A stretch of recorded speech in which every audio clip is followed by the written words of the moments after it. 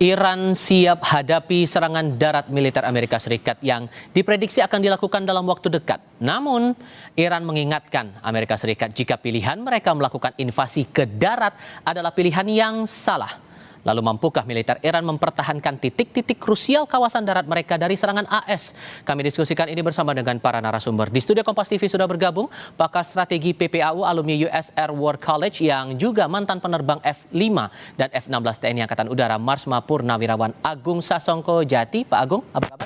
Selamat sore. Terima kasih sudah hadir di studio. Sementara lewat sambungan dalam jaringan sudah bergabung Guru Besar Hubungan Internasional dari St. Petersburg State University, Koni Rahakundini Baki. Bu Koni, apa kabar Bu?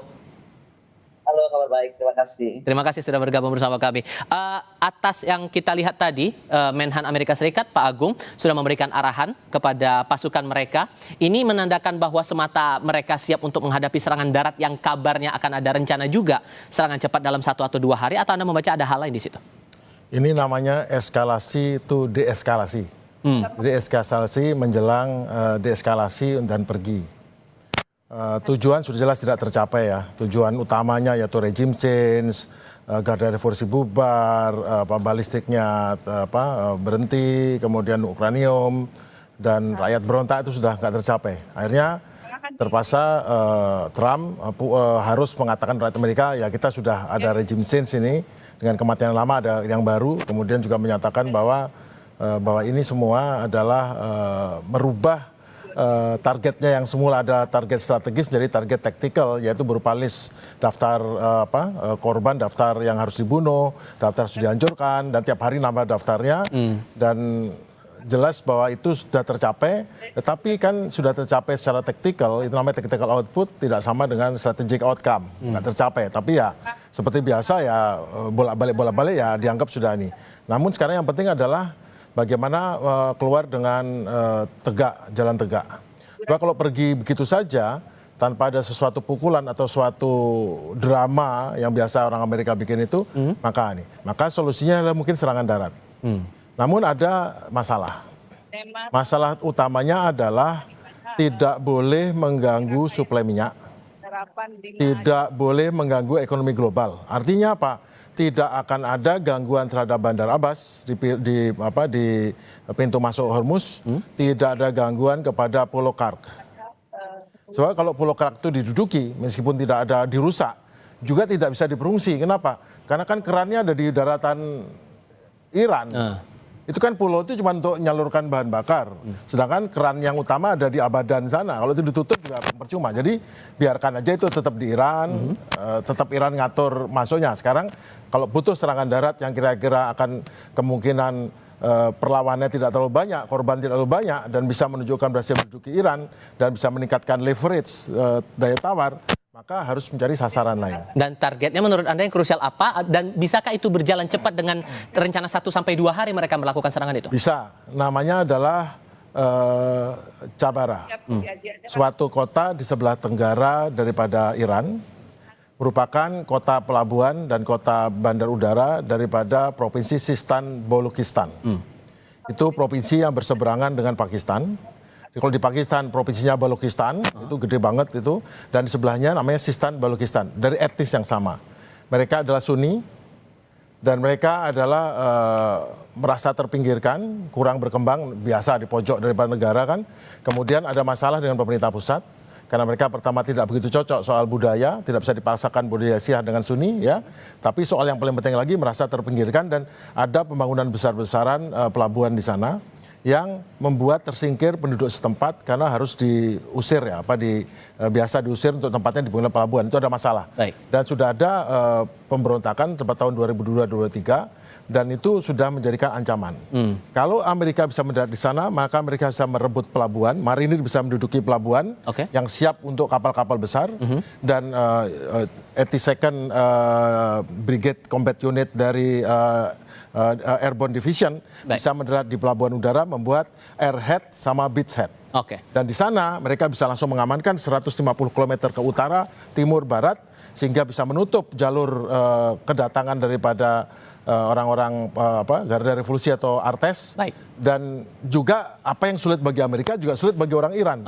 Karena mereka nggak bisa sembarangan loncat gunung, harus lewat jalan. Dan jalan itu sekarang ganti ditutup oleh orang Amerika yang mendarat di sana, sehingga berbalik menjadi atrisi kepada pihak Iran. Nah, Bu Kony, kalau menurut Anda dalam rencana strategi untuk serangan cepat 1-2 hari oleh AS ini mungkin atau enggak tuh?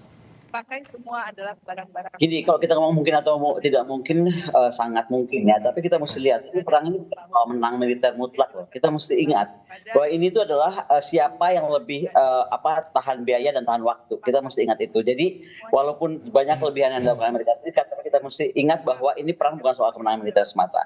Nah, kalau mau dilihat dari kekuatan Amerika sudah jelas lah dengan pidato Trump bahwa dia akan habis-habisan, terutama target pembangkit listrik, ya kan, fasilitas minyak Iran.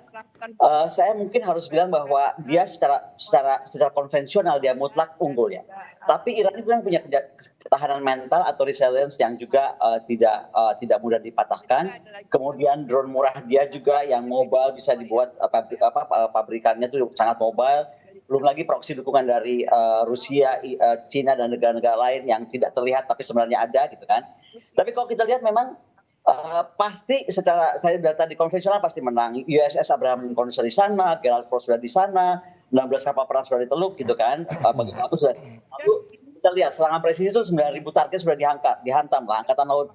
Kalau saya boleh bilang mungkin berlebihan, tapi 90% mungkin kekuatan angkatan laut 140-an kapal angkatan laut Iran itu udah habis ya.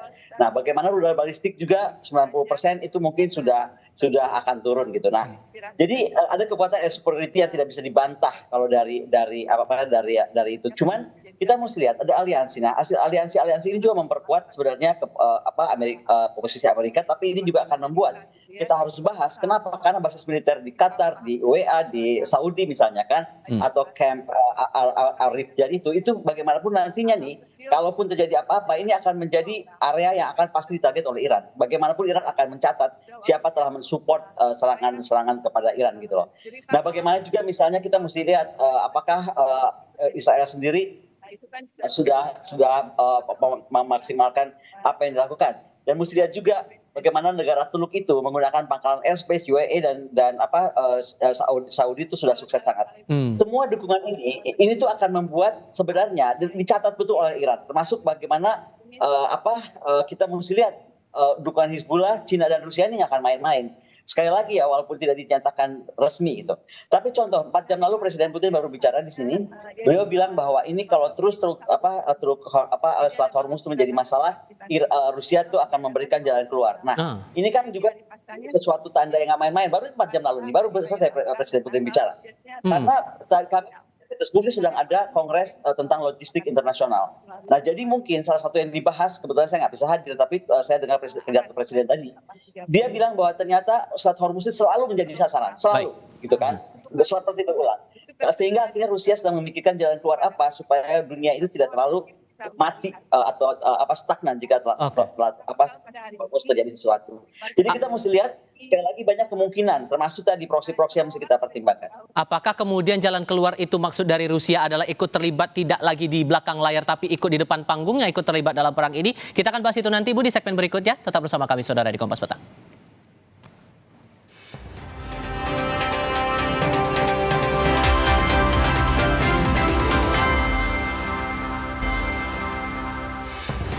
Saya lanjutkan ke Pak Agung dulu sambil kami perbaiki komunikasi kami dengan Ibu Kony Rahakundini Bakri. Soal pertanyaan saya tadi kepada Bu Kony, kalau kemudian Bu Kony sudah bilang bahwa Rusia akan coba cari jalan keluar, memungkinkannya tuh apakah Rusia juga selama ini yang penilaiannya di belakang layar akan ikut turun kalau kemudian serangan-serangan yang dilakukan AS serangan darat itu akan berpengaruh cukup luas nantinya? Rusia tidak akan turun jika tidak ada hal yang eksistensial kepada hancurnya Iran atau rezim. Dan tidak ada hal, kalau cuman serangan darat yang jelas tidak akan dilanjutkan invasi, hanya serangan merebut suatu tumpuan, kemudian untuk sebagai daya tawar, untuk apa Amerika nggak perlu turun, Rusia tidak perlu turun, karena itu tidak membuat nasibnya kan nggak mungkin mendarat di Teheran gitu kan. Artinya Rusia dia cukup melanjutkan bantuannya selama ini, yaitu berupa bantuan perang elektronika dan bantuan satelit ini data satelit. Iran tuh sekarang bisa ngelihat 24 jam, 7 hari dalam seminggu. Jadi full time itu apa yang digerakkan oleh semua Amerika dan semua yang bergerak ataupun ada di permukaan di Timur Tengah itu semua bisa dilihat oleh pusat komando Iran itu real time. Itu yang penting. Tapi sekarang kan masalahnya itu adalah yang ngatur itu bukan masalah kalah menang. Tapi sekarang Amerika itu masalahnya dia adalah US Treasury Yield atau suku bunga obligasinya itu yang membuat Amerika itu memutuskan bisa nyerang nggak menyerang. Makanya oleh karena itu kenapa kemarin di stop untuk menyerang infrastruktur energi dan segala macam bukan karena senang sama Iran, kasihan sama Iran, Amerika baik hati tidak. Karena itu punya efek langsung pada ekonomi Amerika. Itu yang membuat sekarang tidak melanjutkan menyerangnya. Jadi serangan ini terpaksa tidak dilanjutkan ke serangan ke infrastruktur energi seperti kilang minyak, Khark Island, kemudian Bandar Abbas. Tapi kalau serangan ke target lain yang tidak ada kaitan itu tidak masalah. Jadi makanya sekarang keputusannya adalah serangan tidak akan kepada yang terkait dengan minyak atau finansial. Bu Kony, suara Tifal masih terdengar ya Bu? Ya, masih. Soal pertanyaan saya tadi, apakah kemungkinan Rusia untuk terlibat turun tangan depan layar dalam perang ini memungkinkan atau tidak? Jalan keluar yang Anda sebut itu? Begini, kalau dibilang untuk ikut langsung, saya rasa Presiden Putin dan juga Presiden Xi Jinping sangat berhati-hati ya, karena ini kan bukan, mereka juga nggak mau masuk terlalu jauh gitu. Tapi bahwa bagaimanapun juga sudah sangat didukung, kita sudah tahu betul lah nggak mungkin tanpa dukungan teknologi dan dukungan intelijen dari Rusia dan Cina. Iran bertahan seperti lama. Tapi kalau kembali kepada kekuatan Iran ya, kita tuh mesti lihat juga bahwa Iran ini sekarang pinter ya. Dia tuh dengan menggunakan axis of resistance, ini akan membawa sebenarnya strategik asimetrik ini akan Iran tuh akan warfare-nya akan kemana-mana. Dan kita mesti lihat juga bagaimana kelemahan musuh yang dilihat oleh Iran adalah terlalu superior gitu. Justru dari situlah dia masuk dalam konsep cost imposition. Nah, ini kita mesti lihat juga bagaimana strategik yang ini kan gini loh, pembelajarannya itu harus ada buat kita apa ya. Saya sangat tertarik kepada Iran itu karena menurut saya doktrin dia mosaic defense atau layer asymmetric escalation-nya dia itu sangat canggih karena dia menggunakan eskalasi vertikal dan juga horizontal yang sangat keren gitu. Misalnya saja kita mesti lihat kan bagaimana axis of resistance yang dia gunakan dengan komponen aktif Hizbullah. Bagaimanapun Hizbullah itu perannya sangat besar. Terus kemudian Houthis Yaman ya, walaupun dia belum full aktif kalau setahu saya, tapi sudah ada ancaman serang ke Laut Merah misalnya, dan itu akan mempengaruhi potensi serangan yang lainnya. Kemudian kita lihat juga bagaimana Kataib dan PMF ya milisi Irak itu sudah mulai mengancam basis-basis Amerika di Irak dan Suriah, dan bagaimana juga serangan sporadis dan drone sudah dilakukan. Tambah lagi Hamas dan PIG di Gaza. Jadi ini adalah Iran mungkin tidak serang langsung atau tidak perlu juga serang langsung terus-terusan. Tapi dia punya jejak plausible deniability, itu bagaimana proksi-proksinya itu dibuat untuk serangan yang menahan decapitation of strike atau pemenggalan kepemimpinan. Jadi parah untuk Iran tuh kejadian ini kemarin sehingga dia betul-betul mengedepankan ini. Nah kemudian yang kita juga jangan lupa. Kita kan cuma bilang bahwa Iran tuh keren banget karena punya drone swarm. Tapi yang lebih gila lagi, dia itu pabriknya itu mobile. Jadi ribuan unit itu bisa betul-betul dibuat secara serentak sehingga serangan terus bergerombol bisa dilakukan. Jadi menarik beberapa hal lagi ya. 3 hal juga saya perhatikan. Misalnya rudal balistiknya. Kalau kita lihat misalnya dia sudah produksi sangat terbatas, tapi dengan taktik kombinasi dia dengan drone agar overload sistem pertahanan atau saturation attack-nya itu jadi bisa kuat karena rudal itu dikeluarkan hanya sesekali untuk serangan presisi. Nah, yang paling gila dia menggunakan ini yang paling keren. Ada yang komentar juga soal salah satu menteri kita, tapi saya nggak mau membenarkan. Tapi yang paling menarik adalah bagaimana dia menggunakan Hormuz sebagai senjata geografi. Ini sangat menarik karena disitulah dia bisa membuat daya tarik, misalnya ranjau laut, rudal anti kapal pantai ya, bunker di Pulau Abu Musa dan Bandar Abbas misalnya. Kemudian juga swarmboard. Jadi bukan cuma swarm drone, tapi dia bukan swarmboard. Jadi dari Iran ini kita mesti lihat dia sangat keren permainannya, pertahanannya, resilience-nya, terutama domain-domain cybernya, elektronik dan psychological warfare-nya. Jadi juga jangan lupa kemampuan jamming radar dia juga efektif. Sederhananya Bu, kalau melihat semangat dari Amerika Serikat ini yang berencana dalam kurun 2-3 minggu ke depan akan mengakhiri, akan cabut dalam tanda kutip dari Iran itu, Iran akan terima-terima aja setelah 1 bulan lebih penyerangan dilakukan ini atau gimana Anda membaca itu Bu?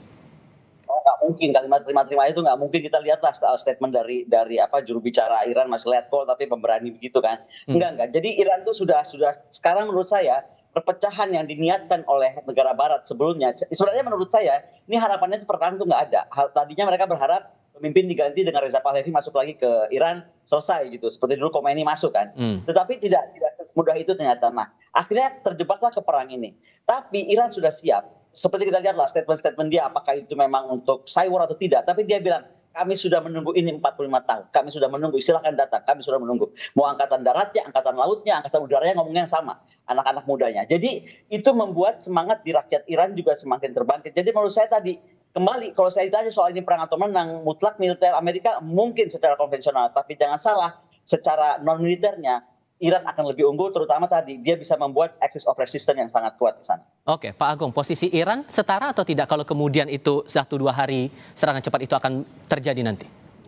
Apapun yang terjadi di bawah tidak mengubah posisi Iran berada di atas angin, udah gitu aja. Mau nyerang apapun, itu hanya untuk konsumsi publik Amerika yang menginginkan tidak posisi tiba-tiba berhenti pergi gitu aja, tapi ada sesuatu yang bisa ditampilkan. Tetapi juga tentu Jenderal Amerika nggak akan mau mengorbankan diri, anak buahnya di Kark dan Bandar Abbas, dan itu juga tidak mau mengganggu flow supply minyak.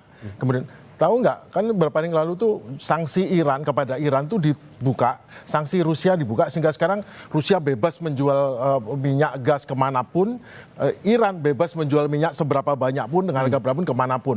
Tidak diganggu, tidak dihalangi. Kenapa? Karena dunia memang kekurangan minyak, sehingga gimana caranya biar harga minyak turun.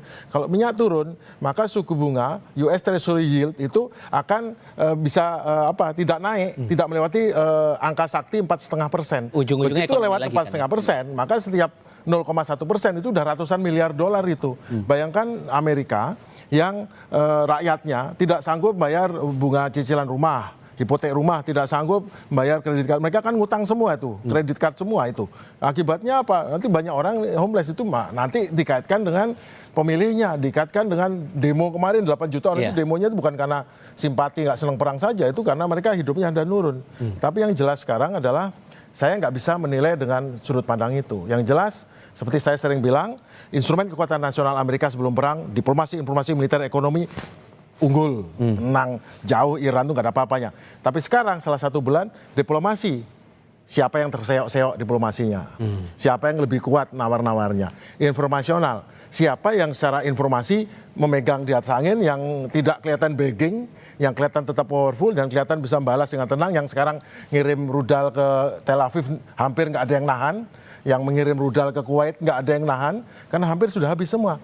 Secara militer memang Iran hancur semua yang di permukaan, tapi kemampuan balasnya hampir tidak. Dia punya missile dominance, punya keunggulan misil yang sekarang malah tidak bisa dihalangi atau mungkin sedikit yang bisa menghalangi, persentase masuknya lebih besar. Dia bisa milih tetap tempat dimanapun, presisi seperti sangat presisi, titik-titik mana yang dihancurkan. Markas Mossad di Haifa hancur sekarang. Kemudian hari ini ada 10 paket serangan ke seluruh tempat di Israel dan di Kuwait.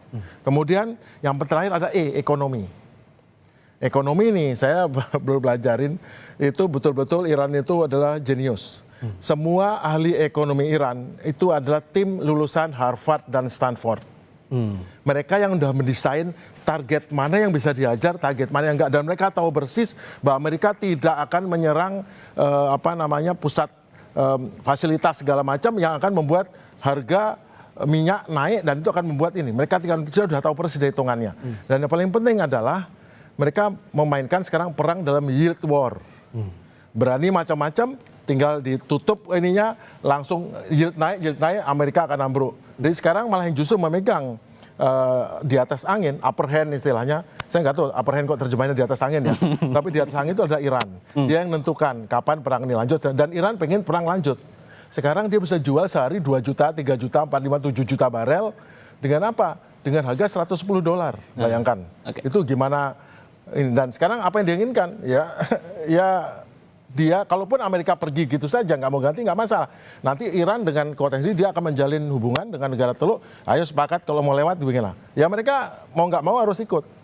Karena dunia yang sudah dilanggar, rule based ordernya yang Amerika sepakat membuat rule based order setelah Perang Dunia Kedua itu dihancurkan Amerika sendiri lagi. Oke. Melakukan serangan, melanggar hukum internasional, unjust war, ya itu nggak benar. Nah sekarang Iran juga punya hak yang sama untuk melakukan tersebut dan dia tidak sendiri, dia didukung oleh BRICS. Belakangnya ada Rusia, Cina, India dan semuanya yang membuat dia bisa menjual atau berdagang dengan tidak menggunakan petrodolar. Oke. Iran berada di atas angin.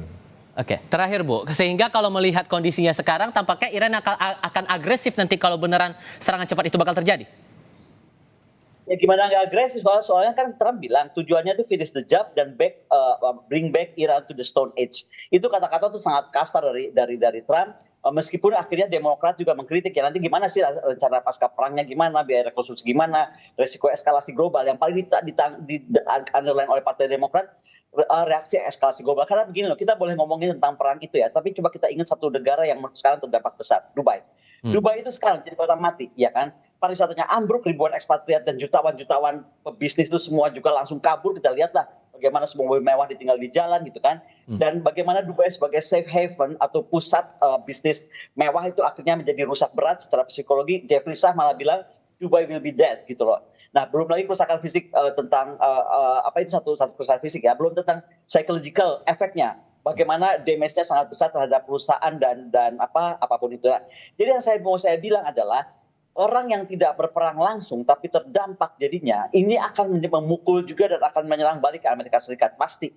Karena bagaimana coba negara yang baik-baik aja hanya karena membantu serangan dengan makanan negara yang dipakai menjadi korban. Dari sini sebenarnya kepintaran Iran, dia buat ya, supaya konsentrasi ini terpecah.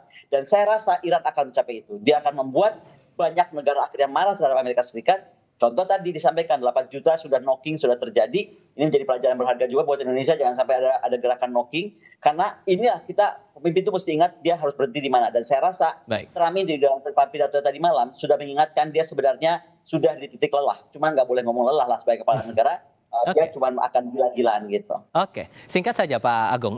Sehingga kalau kemudian akhirnya dalam kurun 2-3 pekan ada niat AS untuk keluar dari sana, akankah segampang itu dan masalah Selat Hormuz dan lain-lain ujung-ujungnya bakal perundingan? Mungkin nggak tuh? Yang diperlukan exit strategi. Drama ataupun sandiwara menyerang di provinsi yang di luar Selat Hormuz ini, Chabahar ini di luar Selat Hormuz.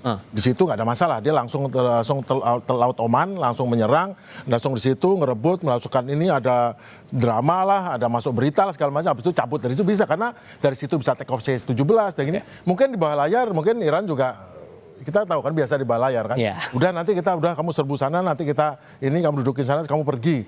Kan Iran juga mungkin mau bantu biar kamu nggak terlalu malu kan, yang penting bayar kan gitu. Ini di belakang layar ini semua ini adalah masalah.